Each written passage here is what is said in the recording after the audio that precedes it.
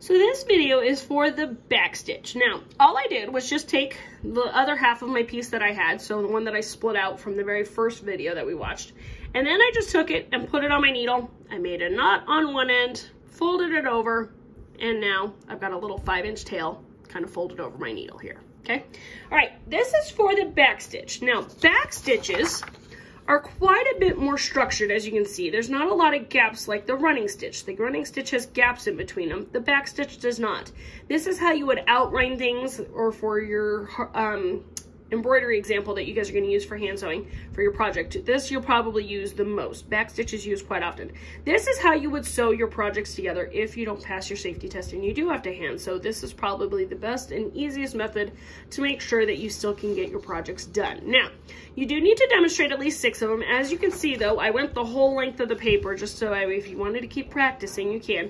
I'm only going to do 6, that way then I can save on my thread or time, so you guys aren't going to have to watch this whole time. So once you see the method, it works. So we always start with A.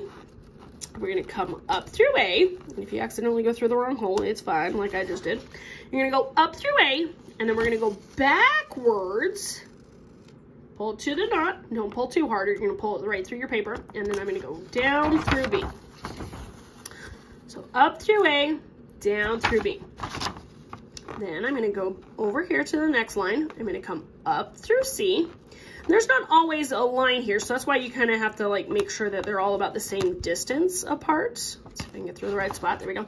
We're going to go up through C. And then we're going to go back down through A, which is also D. So we're going to go back through that same spot. Now, when you go back down through, sometimes you have to be kind of careful of this knot back here. You don't want to catch it or pull it too hard. So I'm just going to kind of hold that in place to make sure it doesn't get caught and it doesn't pull out the first one. And so you got to be careful of that knot sometimes when you're doing that first stitch. After that, it goes pretty easy. So next one, we're going to come out to the next intersection, so the next distance, and you want to just make sure that these are all the same. I've made little gaps in here to make life a little bit easier for you, so if that is helpful, you just take your little seam gauge, your little ruler, and you just make sure that all of your little spacing is all the same all the way through if you want to make it all nice and even. And so I'm going to pull through E, and then I'm going to go back down through F, which also happens to be C. So we just always go back to the beginning. So it's like looping around, looping around, looping around. And so I'm going to come down through F. We're going to now move over to the next gap. So wherever the next gap is in your line, come up through here, and then go backwards, which is why it's called the back stitch, because you always go backwards, back down through that E. So I'm going to go to the next gap.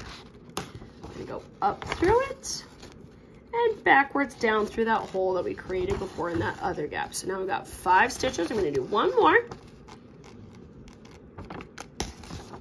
Up through here, down through that hole that we already made. So I'm not making any new holes when I go backwards. We just go back through the original and then we just keep going. So now I've got 1, 2, 3, 4, 5, 6.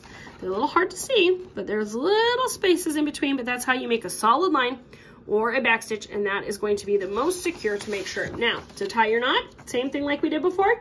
You just go under where you left off, and then tie your knot there, and that's it for that one.